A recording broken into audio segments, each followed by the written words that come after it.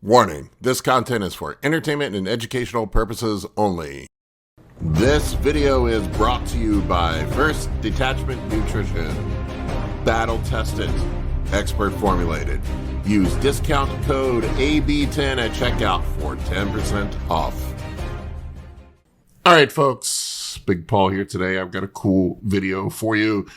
This is one that Kurt Havens and I put together for the Science of PEDs and Anabolics e-course that you can find on anabolicbodybuilding.com. In this video, we talk about constructing cycles in the ratios of testosterone to other compounds, high test, low test, what other compounds synergize it with it, and whether or not there are certain ratios that you should run, or if that's just a bunch of bro myth BS. If you want to check out the Science of Anabolics and Performance Enhancing Drugs e-course, there's a link below in the video description. And I hope you enjoyed this video. We're going to dig into all of it in just 1 second.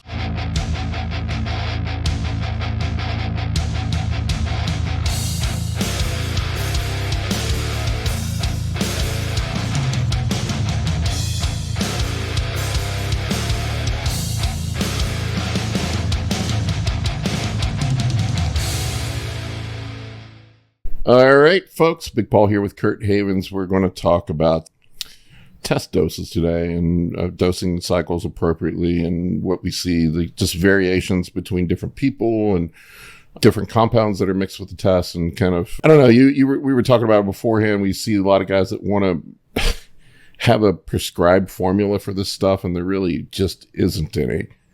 Yeah. And we can start with the most obvious one that we hear, that there's just nothing to back it up. Well, there's two ones that are really obvious. There is no known amount of androgens that your body needs a day. Like there's no max daily dose, right? Like I've heard this, guys will make it up. Like you can only use 180 milligrams a day, and that doesn't exist. There's no such thing. And the other one, the lowest hanging fruit, is the test to estrogen ratio when you're enhanced. There's no such thing. The estrogen just needs to stay in range. There's no ideal ratio of the two.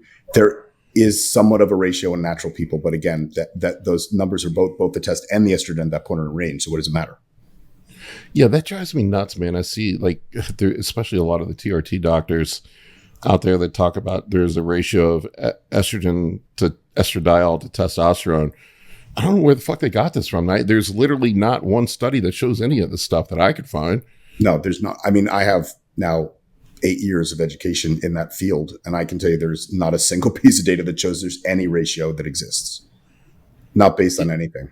It's not. And a lot of that stuff's not even taught, especially if you're a TRT doc, which basically means you're a general practitioner that's picked up you took a wellness class on the weekends. There's no known, there's nothing. They might be making up stuff to teach guys how to prescribe, but it's not based on anything. Yeah, and another thing I see too is like the milligram per kilogram formula. I mean, it could be a rule of thumb, but like I don't know that there is any exact milligram per kilogram. We use it. So a lot of it just comes from research, because that's how you look at things. So like growth hormone specifically is not, like, bodybuilders measure growth hormone units.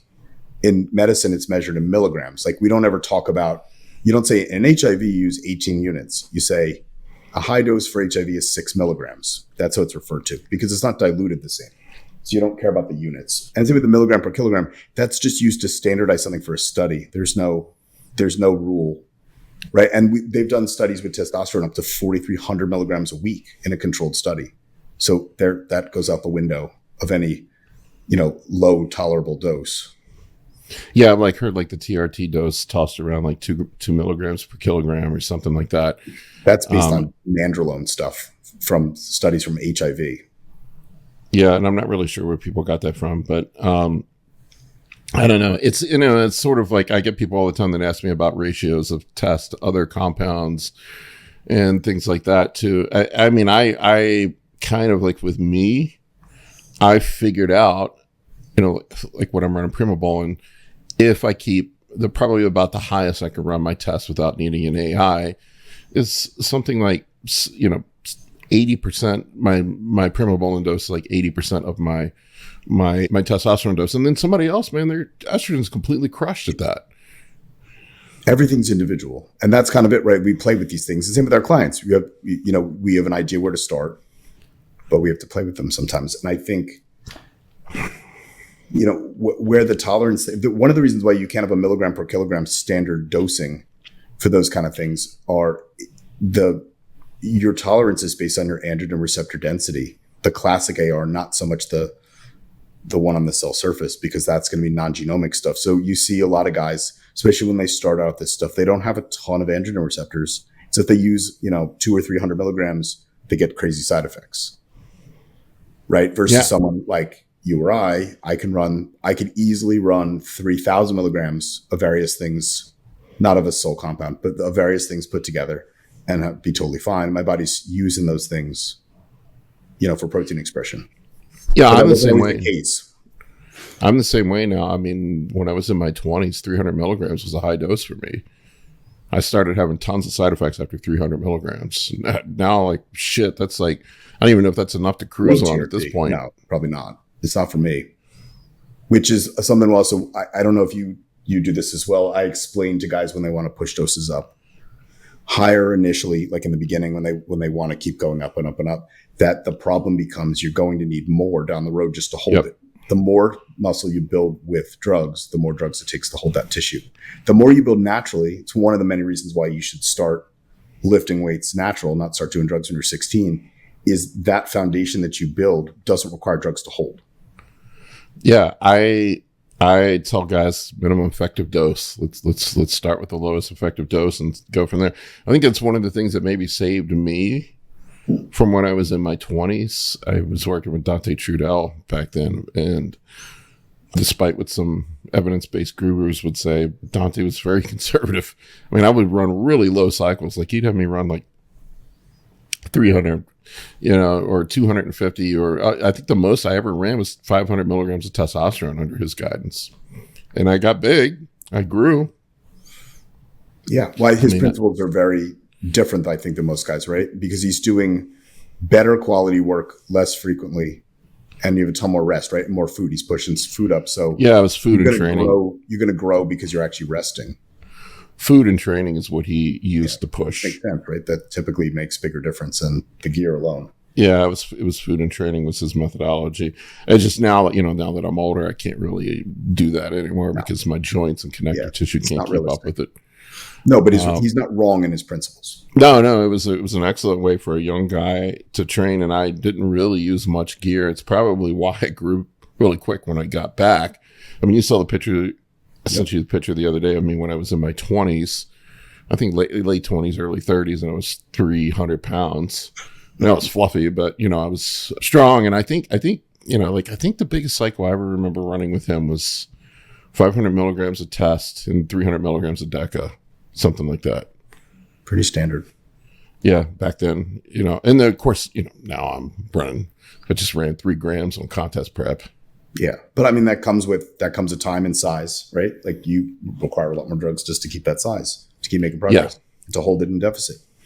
That was the biggest cycle I've ever done by far. Well, in 1 year pro card.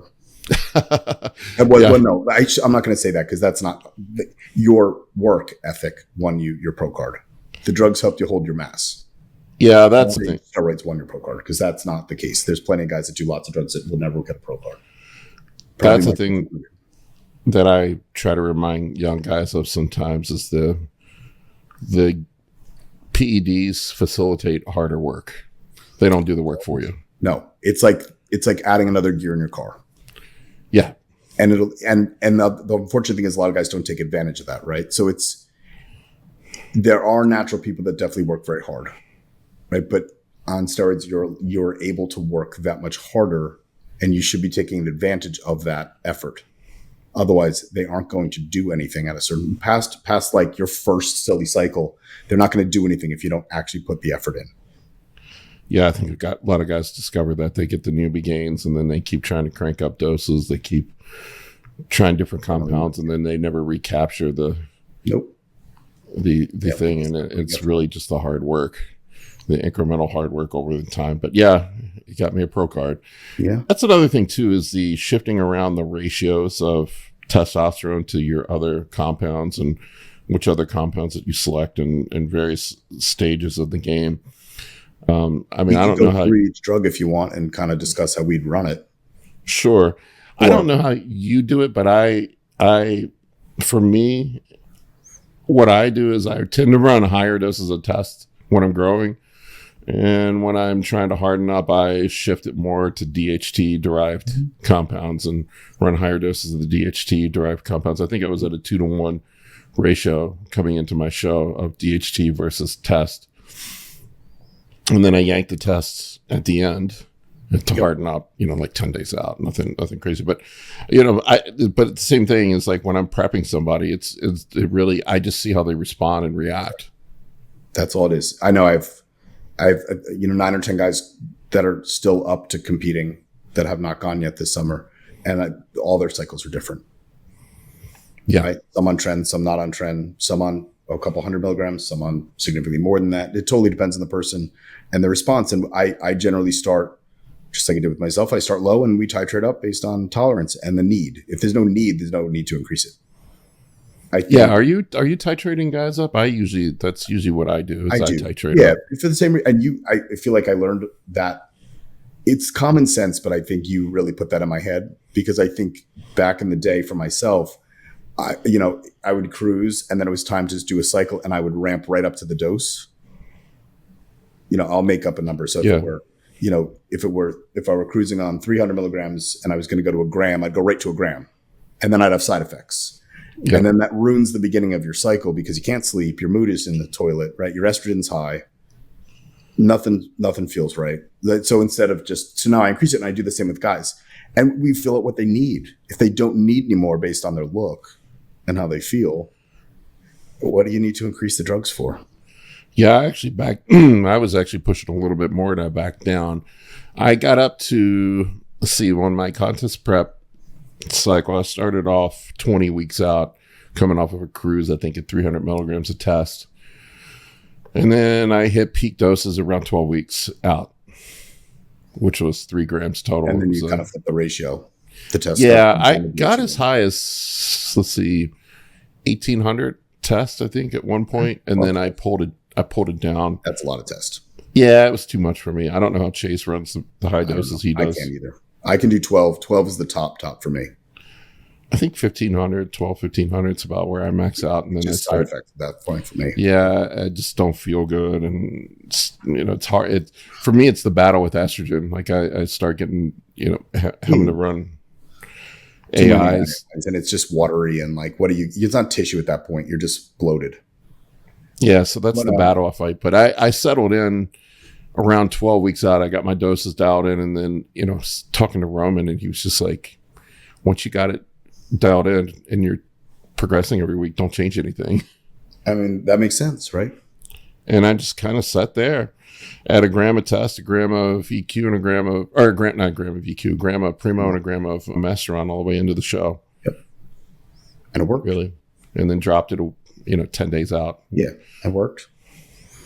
I mean, I think going with the compounds, for me, I think testosterone is the most underrated thing out there, right? Like you and I are from the same school of thought, but that test is best, right? We grew up that's the old school. I mean, your first cycles, I think were more nandrolone and D-ball originally. Well, that was just because you couldn't find anything. I'm saying it was in that time, it was hard to find stuff. So it was a little different, but I think at least the theory I followed, and it's what I did in the beginning, and it's what I would still do to some degree in the off season. What I do with my guys is no one leverages test correctly anymore. There are some, obviously Chase does, Roman does, you do. Yeah. It's just, you see these, everyone is I think because of Derek, everyone's afraid to test, right? It's this and we could also discuss the other end of this too. Everyone's on this low test thing, then add something immediately in. And I think if your goal is to grow, very few things are going to put weight on you like testosterone. Nope. I had amazing cycles for a long time just on test by itself. Run a gram of test. If you can't grow on a gram of test and eat in right, there's something wrong. Well, I mean, it isn't a mishap that the biggest guys out there are all running higher doses of test. And all the guys in the 90s and the guys in the early 2000s are running a lot of test. Yeah, everybody that I know of that was big are all running a gram or more. Yep. So, I mean, that's how I look at it. I think then it depends, I think, on what else you add to it, right? What is the goal? What do your genetics dictate, right? We're all limited by what our genes are going to allow. Our genes are protein expression. and what then the compounds use, it all gets complicated, right? So for me, with nandrolone, right, I think, and I think you and I agree on this, the issue with nandrolone is not nandrolone, it's the estrogen from the test or from the D-ball. So for me, the key, if I'm going to use nandrolone, is that the test has to be controlled, right? I think the test dose can be in there and be a solid amount of test. I just need an AI to make sure that it's not forming estrogen. And I'll usually have to run a DHT, which I would usually pick Primo, to kind of help take even more of the edge off of that. And then it's a smooth cycle. And I think you see, I could be wrong about this, none of the big open guys that I work directly with use nandrolone anymore. And I think it's because the dose, it basically hits this peak and then goes down, right? You can only use so much nandrolone before it just becomes a side effect thing. Yeah, and the guys I don't know anyone that's running 2 grams a deca. The guys that I do see using it are running low doses, like 300 milligrams. And that makes sense. I feel like 300 to 400 is like the sweet spot. I've used up to 800, and it was just pointless at that. You know, you're not getting. Or if you do see guys running high doses, they're running it alone. You could do that too. Yeah, it's because the estrogen that's going to cause the problem. Yeah, it's the estrogen. I think, and that's kind of where you don't see it in the big guys anymore, right? I think that's, you know, and from a chemical standpoint, and we can do, like I was going to do a video on structure with you for this, for the modules. I think it's, lose my train of thought. Nandrolone doesn't do anything chemically or anabolically that testosterone does not do. I think that there was a lot of bro science for years thinking that deca was somehow this magical compound. It does have more of a role in collagen. It does have more of a role in joint health and things like that. But that peaks just like testosterone in sex. Nandrolone and joint health peaks at a much lower dose. You don't need a gram of it to cause, you know, repair.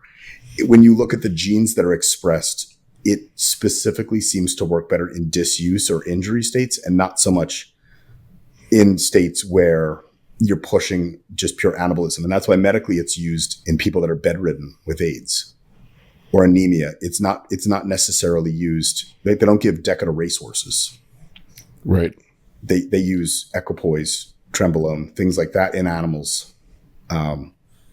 So I think that that's the other issue, is that you don't necessarily need nandrolone. It's not doing anything that you couldn't accomplish with other compounds in a cleaner fashion, in my mind. I always felt like my best gains, though, came when I ran some deca with my cycles. You definitely will. I think it definitely puts volume on your body. Yeah, it's probably the water retention. It's like just mass, I think. That doesn't mean it's coming on in a clean fashion. Similar to testosterone high dose, right? Like there's a lot of size that comes on. It's that tissue. Not so much. I mean, in my mind, and I feel like I'll say this and then I'll look back in a year and I'll regret this. I think in my mind, the valuable compounds, depending on the use, testosterone, primobolan, Masteron, Trenbolone, and Winstrol. I think GH. GH is separate. I think that there's a use for Anavar in certain situations. I think there's a use for Anadrol. I think there's a use for nandrolone in some things, and I think that there's a use for equipoise in some situations. I don't think equipoise is just to me is, it does, again, outside of like the red blood cell count, it's not doing anything the test isn't really doing, right? As far as tissue is concerned, it's just a way to add another level of milligrams to a cycle without adding estrogenic sides per se. Right. Them and nandrolone, like they just become milligrams at that point that you're adding. They're not bringing anything unique to the table, right? Primobolan is a great anabolic with very low side effects. I think Masteron is a great hardening drug. If you're looking for that look, as far as an anabolic is concerned, my belief is that it's not going to be as efficient. I don't think there's anything wrong with it. I just think on a milligram basis, it's not as strong as Primo. I'd probably put it about half. Yeah, I definitely have noticed that. Primo, as far as putting on size and keeping fullness, Primo is definitely a better option. And Masteron does seem, there's some unique things with Masteron that I have noticed, that it definitely does dry me out when I add it in. I stay much drier. And also with sex drive, it makes my sex drive go through the roof.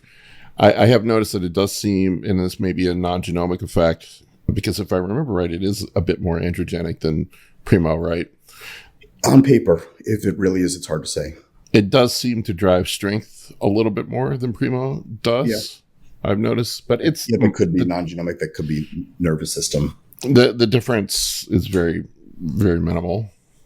But my preference is Primobolan. It also could be, some of it could also be timing, right? Like when do you typically run Masteron? You're typically going to run it with something else, or the common stack is with Trenbolone. So you might be, not just you, but other guys that notice Masteron makes them stronger might be because they're mixing with Tren. True, that could be it. I would say, and going back to Tren for a second, I think Tren from a chemical point of view is actually a fantastic drug. It does tons of things that no other steroid does, and does really well. It also comes with baggage. It is side effect prone. I think from a health point of view, and I put this stuff up on my forum, really the only proven negative effect was on the cardiovascular system, right? It's not liver toxic, it's not kidney toxic. It seemed to cause some stress in the cardiovascular system. But again, how long are you running it for? How are you running it? What are you doing? What is your overall health like? Those kind of things. But I don't, and I'm not saying everyone should be running Tren either. I'm just saying I think Tren went from being very highly, I don't know if respected is the right word, very highly talked about to all of a sudden this like taboo thing now, right? Like now no one wants to use Tren. I think this is time for it. I've used it a ton. I just, all of a sudden, it just like doesn't agree with me anymore. It's weird. Yeah. Well, it does that. But I think that comes back, I think, to what we're talking about, how to stack steroids, right? I think, at least for me, the problem becomes when testosterone's high with Tren, it seems to magnify the side effects. Yeah, I've noticed that too. So it's like I do better with high Tren and low test, within reason, versus an equal amount or a higher test than Tren. I also think it kind of ruins the look that you can accomplish with Tren if you run a bunch of tests with it and you're bloated. You kind of I did this crazy Tren and Anavar only cycle when I was younger. It actually worked really well. Yeah. I mean, if you might have still had some background, estrogen being produced. If you were heavier, then maybe that was enough for you. I mean, I think guys really overrate the amount of estrogen needed for health and for function. It's not as much as people think. I mean, if you go back and you look at Bill Roberts was a steroid expert from years ago. I don't know if you remember Bill. Yeah, I had one of his books. If you read some of his older stuff, he wasn't wrong about a lot of these things. He was talking about Primobolan being a good drug. That guys don't use enough of it. He was one of the first people to think the Masteron had value. And he talks, about running Tren cycles. And if you read his stuff, I have to agree with it. He's saying you really just need a base of test in there just to supply estrogen and let the Tren do the work. Anadrol and dianabol both work in a synergistic manner to Trenbolone. They probably work in a synergistic manner to Primobolan as well, something that deals with the androgen receptor. The reason being is that neither dianabol nor anadrol have any effect on the androgen receptor. So they're working totally non-genomically, versus Trenbolone is a very strong binding to the AR. So they work together. So you basically, these are not doses to use, but like a 50 milligrams of Anadrol mixed with 50 milligrams of Trenbolone would produce much greater result than 50 milligrams or 100 milligrams of either one of them solo. Right? That's interesting. Versus if you did the same thing with the math, if you just took, 100 milligrams of Primo and 100 milligrams of Tren, you're getting more milligrams, but you're just getting an additive effect at that point. That would be, so the point of stacking Tren and Masteron per se is to get more of the hardening from Tren without using more Tren, right? Because you could just run more Tren.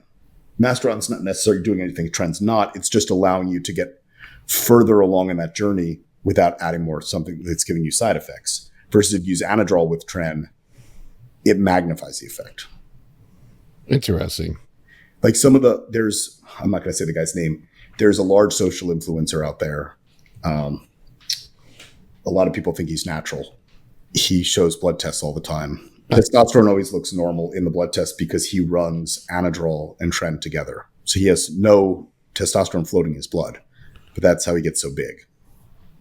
So it's a common, and he was around, he's still around now, but he was around in the early 2000s and in the 90s. And that's kind of when that stuff was more popular. I mean, we talk about like like some of these guys like Kevin Levrone and stuff, that was kind of how they got back into cycling, right? They would use huge amounts of tren and add Anadrol on top of it, right? And then they would bring test in a couple weeks into a cycle to kind of. So that's the way to kickstart a cycle. Get back.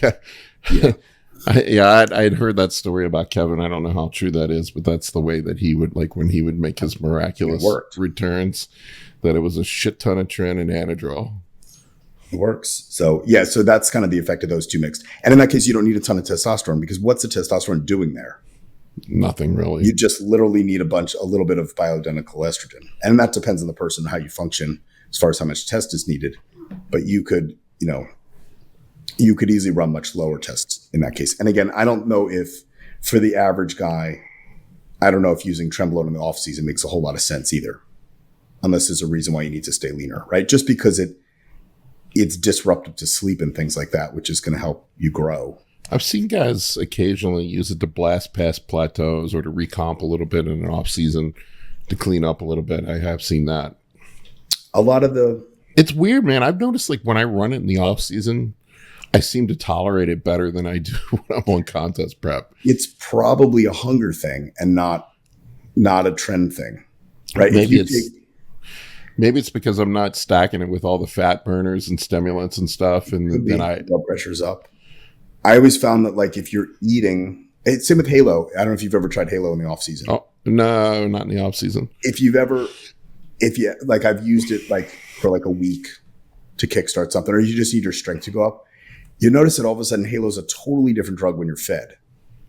Like you're not as angry, I guess, for lack of a better term, on it when you're not hungry. I think in prep it gets rough if you're already starving.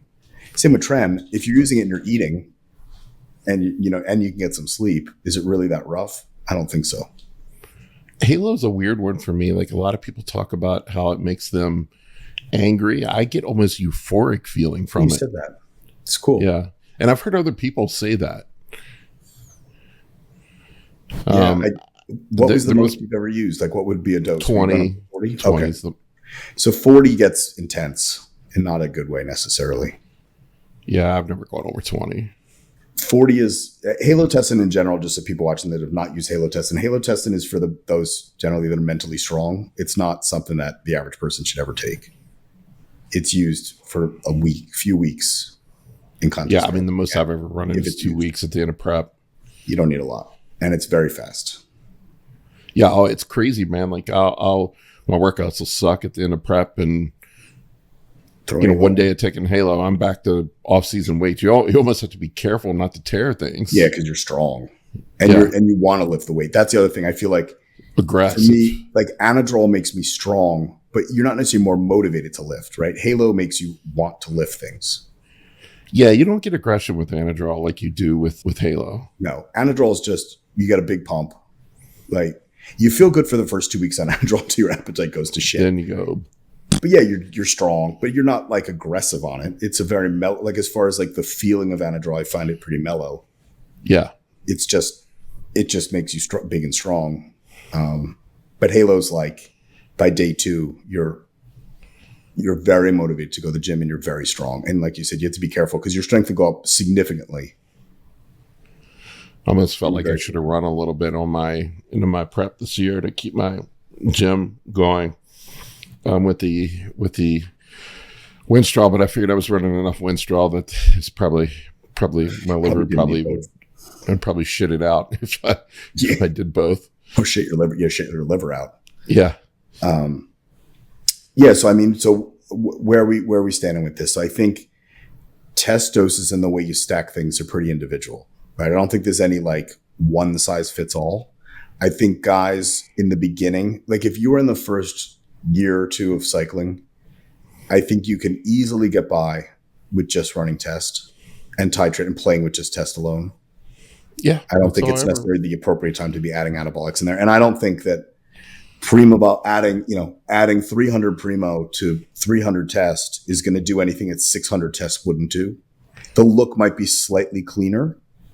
But as far as tissue, What about in situations like once in a while, I don't know. I played around with this. Like you'll get people that are high estrogen converters. Sometimes I'll play around with putting in a little bit of Primo or Masteron or something in there rather than usually Primo, rather than running an AI and higher test. I don't know if there's any benefit to that or not. But I mean, Primo definitely it metabolizes into an AI, a suicide AI, so it definitely does lower estrogen to some degree. It seems to be individual. For me, if I run enough tests, enough Primo, I still need an AI.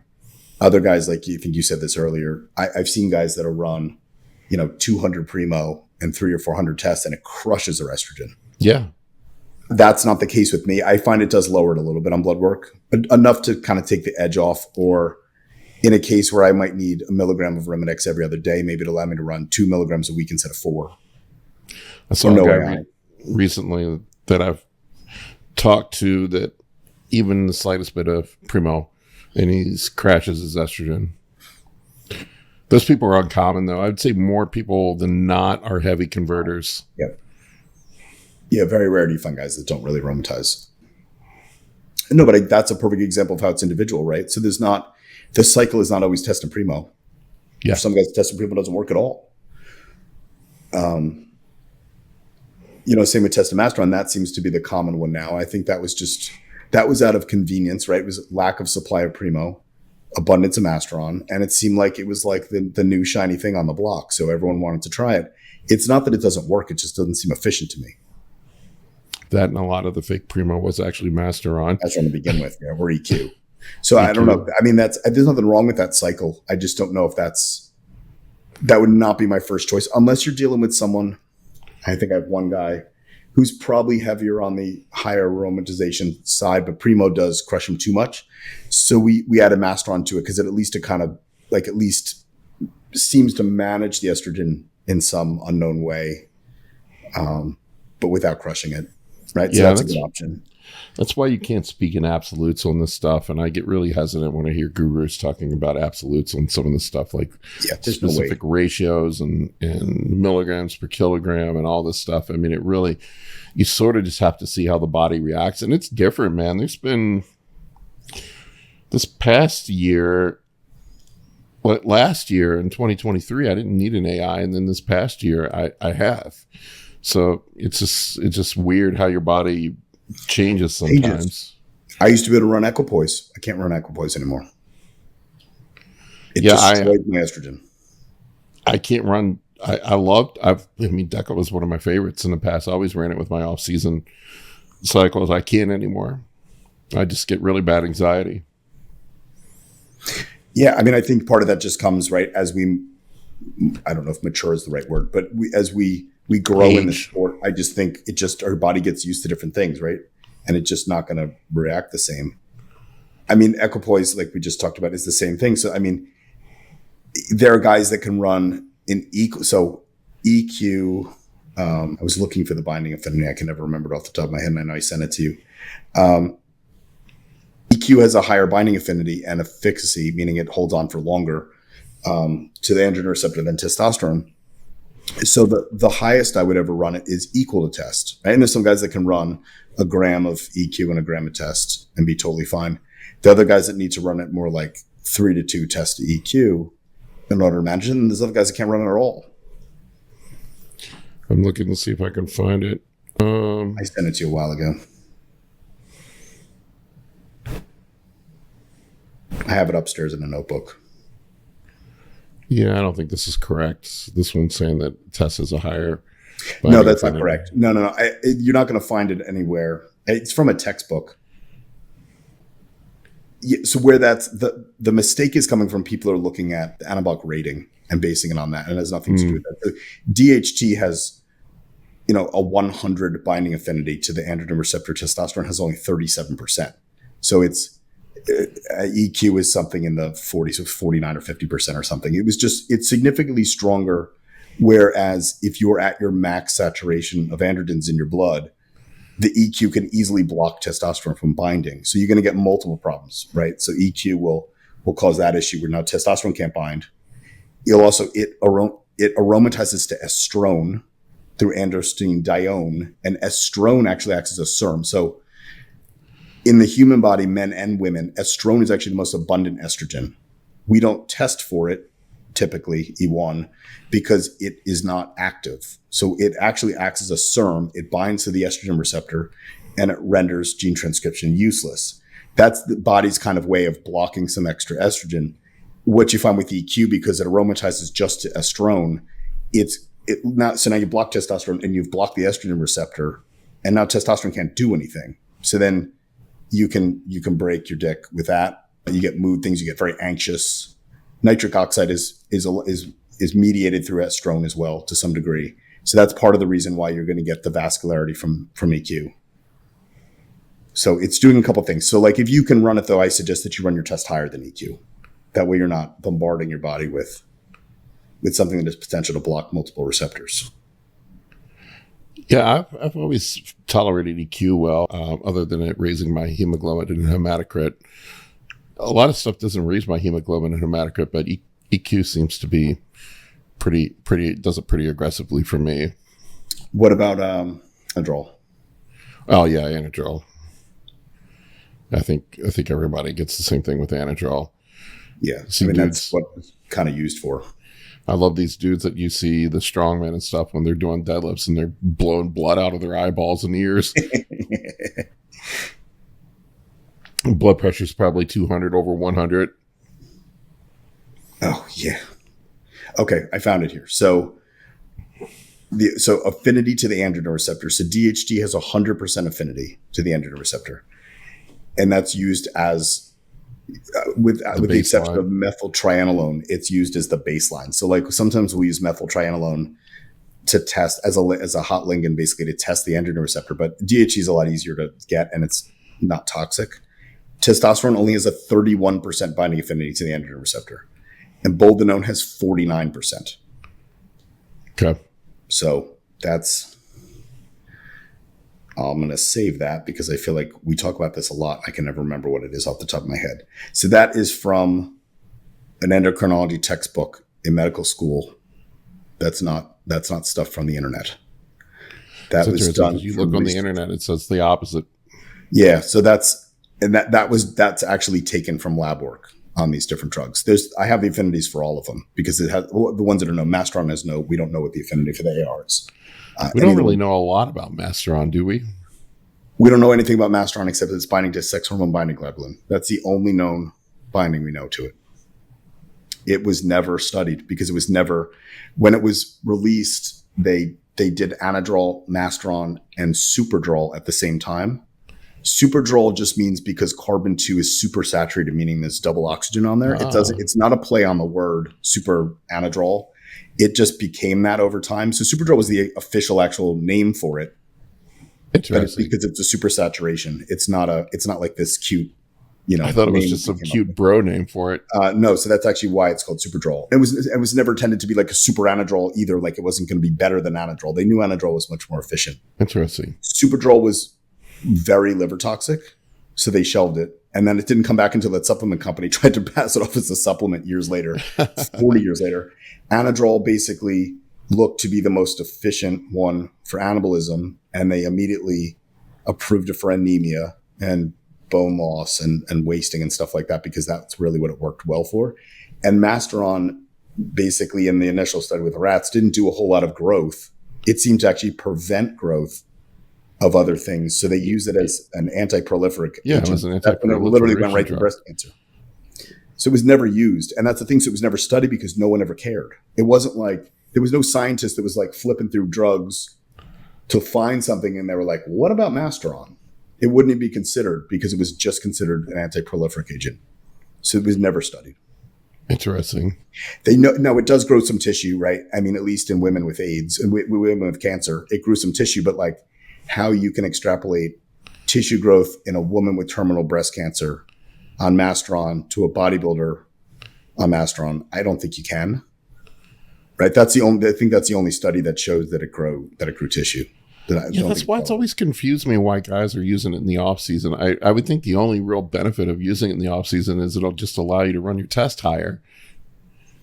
And if you want to stay a little drier, I mean, there's nothing wrong with Yeah. adding in. If you have the room in your cycle for 5,000 milligrams and you want to add some Masteron in, add some Masteron in. I don't know, just like you, I don't know any of the big guys that are using Masteron in the off season. Yeah, no. I mean, the standard still that I see at least is test and primo, and then various things added on top of that, right? Like sometimes you see EQ. Yeah, so it's usually test and primo or test and EQ now. And then a lot of them run Tren. Some of these big dudes that are trying to get past 270 or 280 will add Tren in there as well. A lot of them use Anadrol. They use a lot of Anadrol. And some of them will even use methyltrianolone, which I would not advise anyone use. But these are all gram quantities of things. And that's, I don't know if you saw recently, Dorian has been like doing interviews where he's been a little more open about his cycles lately, and he just lets the little things slip out. And he talked about how he would run 200 milligrams of Anadrol a day. Not surprising. So it wasn't 600 tests and 400 deca. He keeps changing. That was dose. He keeps changing. Like on this one, I think he said he ran a gram of test and a gram of EQ. Okay. And it was like something small amount of deca, like 300 or 400 milligrams of deca, and then 200 milligrams of Anadrol. But he would only run the Anadrol for like 3 or 4 weeks, and then he said he started feeling sick. Not surprising. Well, and that's the thing with Anadrol too. I don't think people get. Now, again, just because I did it with cancer and Masteron, I'm not going to do it with HIV. But that being said, in every study ever done on Anadrol, it has like a huge dose response curve. So it looks like 50 milligrams is good, right? 100 milligrams seems to be even better.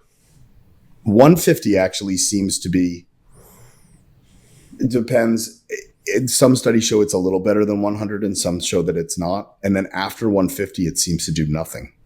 It's just side effects. So it's when these guys run 200 milligrams, 300 milligrams. Clearly they weigh more than a cancer patient or a guy with AIDS, but like, I'm not sure the drug's doing anything more at that dose outside of like liver stress. Yeah, I think it was back in the day, Chad Nichols, his guys all ran really high doses of Anadrol. I think that, if I recall, it was test EQ and Anadrol, if I recall correctly. Yep. Don't shoot me, Chad, if I'm wrong about that, but that's what I recall. Yeah, so I mean, but that's common. I still see some of the open pros run 300 to 500 milligrams of it. I don't know why you would, but that seems to be what people do. I would say 50 to 100 milligrams of Anadrol should add enough to any cycle. I used to love Anadrol when I was younger. I also loved Jägermeister too, so there's that. Hopefully not together. Probably together when I was in my 20s. I think my first cycle was Anadrol. I wasn't sure. It was little blue pills. It might have been D-ball. I don't know. Was D-ball blue or pink? I think they were the pink ones back then. And Anapollins, which ones were blue? That original Russian. Yeah, those were blue. Yeah, I remember I was in college and a buddy of mine had a bag, and he's like, he asked me to. He was like, asked me. Somebody in the gym sold it to him. He's like, let's split these. And I remember I couldn't bust past like 185 on bench. I was like trying to get up to 225. And every time I tried 225, I just would choke out. I was so skinny back then. I was like 175 pounds. And I remember within a week, I was repping out 225 on the bench. Little blue pill. Yeah, the little blue pills. It was like on my fourth one, I was like banging out like 7-8 reps of 225 on the bench. Like, holy shit, man. This stuff is awesome. It definitely works. So where do we net out with this? So cycles are individual. Yep. Right. There's no set thing. I think the only thing I think is set is that 99% of the time testosterone should be used in some amount for a base. Yeah. Very rarely is test not used. Unless you're stupid Paul in college. Yeah, no, assuming you can get test, I find that you kind of need some. It's the only thing that's going to aromatize to bioidentical estrogen, right? Ment does not. Yep. Or DHT. It's toxic. Yeah, and DHT, right? Like primobolan doesn't yield DHT. It already is a modified form of DHT, so it's not doing the same thing, right? So test as a base needs to be there, and I think then depending on your goal, your tolerance, your genetics, and where you are in your cycle history, the test doses are going to change. I don't think there's a rule. I don't think is it low test? Is it high test? I think it depends on the person and where they are. Yep. Right. And your tolerance for things. That's why I think it's hard to have these absolutes. And I don't know why there's so many videos on YouTube with absolute rules for steroid cycles. People like to have structure and think that they have the formula figured out. I think that sells. Can you imagine how easy that would be if we could just plug in? You could literally send the same thing to 100 guys. You know, I know coaches that do that. you just literally, you're like, it's 500 test and 500 deca. That's what everyone gets. So I think, and then the anabolics depend again on what your goal is, what you tolerate, what you can afford, what you can find. You know, I don't think it's so much based on what the guy on social media says he's running. Half those guys are making stuff up. Yeah. They're not telling the whole story. Like you and I know a bunch of guys that say they run this, that's 50% of what they're actually running. Yeah, they're running something completely different. Or yeah, they have some thing they just say about what their cycle is, right? To downplay it, or because they don't want to talk about what they're using. I've never understood that. I don't know if it's just embarrassment or they're trying to, or maybe it's a competitive thing where they're trying to keep what they're really doing secret from their competitors. Possibly, but I'll be honest with you, and you know this. I mean, do the drugs work? Sure, of course they work. Are drugs the difference? Drugs are needed to get to a certain size at the pro level. That being said, genetics are going to be more important at that point, right? Yeah. Like I could run the same thing Gabe is taking. I'm never going to look like him. Yeah, I did talk to one guy. A drug equation. I did talk to one guy who's a higher level pro, who's an Olympian, and he told me, he's like, I just don't want some young kid running out thinking he's going to look like me and running my cycle. I'm like, okay, I get that. I don't know. I don't blame him. I think perhaps maybe you just don't talk about it then if you're going to make shit up. Yeah. Yeah, it's better just to not. I don't know. I'm probably an idiot for tossing it all out there. No, I think, but you're also not like you see some of the stuff some of the top guys are running. Those are scary things in amounts. Yeah, I left because I got people giving me shit on my cycle, saying that was a ridiculous cycle. And then you ran? Absolutely not compared to the guys. I mean, we could do a video on what the top 3 guys in the Olympia run. I think it would blow your cycle out of the water. I think yours is more of a cruise. Yours actually is one of the open pros that I know. Your cycle resembles his cruise, because when I first met him, he was running something similar and I just assumed that was his cycle. And he said, I'm ready to start my cycle now. What do you mean aren't you on? No, this is your cruise. So no, I don't think that people have any idea what they're using. And again, that's not the answer. That's not necessarily what got them there. That's what's required to be there. Yeah. And it definitely aided in that. It's genetics, it's food, it's hard work, it's discipline. It's the same damn thing day in and day out. Like, I mean, how many things do you do the same every day that you've done for years? The same. I've eaten the same breakfast for years in varying amounts for years, over and over and over again. Yeah, I eat the same thing pretty much every day. But I think people don't want to do that. Yeah, I very rarely deviate. I've deviated a little bit over the last couple of weeks, and I feel all out of sorts because I have deviated some. But yeah, I mean, I eat pretty much the same shit every day. It's chicken and rice and beef and rice in some form or fashion. Probably some sort of egg white too. I don't really do much egg whites anymore. No. Once in a while. On prep you did, right?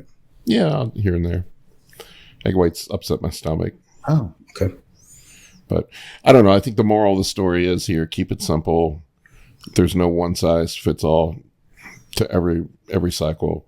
And test base, really, right? That's it, right? Don't just try to copy what someone else is doing, because it's not going to work. And folks, just a reminder, we have more cool stuff like this on the Science of Anabolics and PEDZ course. It's very awesome. Got quite a few people, and we do live Q&As once a month where we go into detail on some of the stuff. There's some great information over there. You can pick it up. Any parting words, Kurt? No, just stay safe out there. Yeah, stay safe, and we appreciate your support. And these are hypotheticals, people. Don't go do this. All right. Thank you, guys.